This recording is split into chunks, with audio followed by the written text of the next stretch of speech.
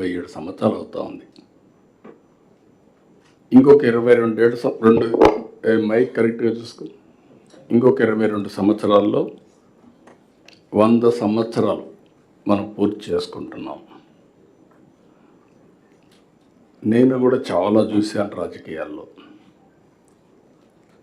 నిన్న మొన్న చూస్తే ఐఏఎస్ ఆఫీసర్లు, ఐపీఎస్ ఆఫీసర్లు చూస్తే వాళ్ళు పుట్టిన సంవత్సరమే నేను సీఎంగా ఉన్నా. అవన్నీ చూసినప్పుడు I had a great experience in this country. Rayalaseema రాళ్లసీమగా మారిపోతుంది, ఎడారిగా మారిపోతుంది, ఎవరు కాపాడలేరు అన్న రోజులు కూడా. అయితే ఈరోజు జరిగే పరిణామాలు చూసిన తర్వాత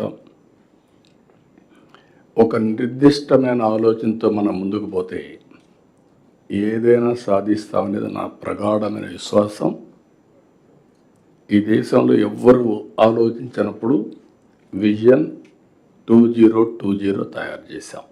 దానికంటే ముందు మీరు ఒక్కసారి గుర్తుపెట్టుకోవాల్సింది 1991 కంటే ముందు రిఫార్మ్స్ రాలేదు. రిఫార్మ్స్ రాకంటే ముందు మీరు చూస్తే ఆర్థిక వ్యవస్థ 2%, 3%, మ్యాక్సిమం 3.5%. అది ప్రపంచమంతా మనల్ని ఎగతాళి చేసేవాళ్ళు. ఇది హిందూ గ్రోత్ రేట్ అని. ఒకప్పుడు ఏషియన్ టైగర్స్ అని ఒక 6-7 దేశాలు, సౌత్ కొరియా, ఇవన్నీ బ్రహ్మాండంగా చేస్తే నేను మన ఎమ్మెల్యేస్ అందరిని ఆ దేశాలకు పంపించాను.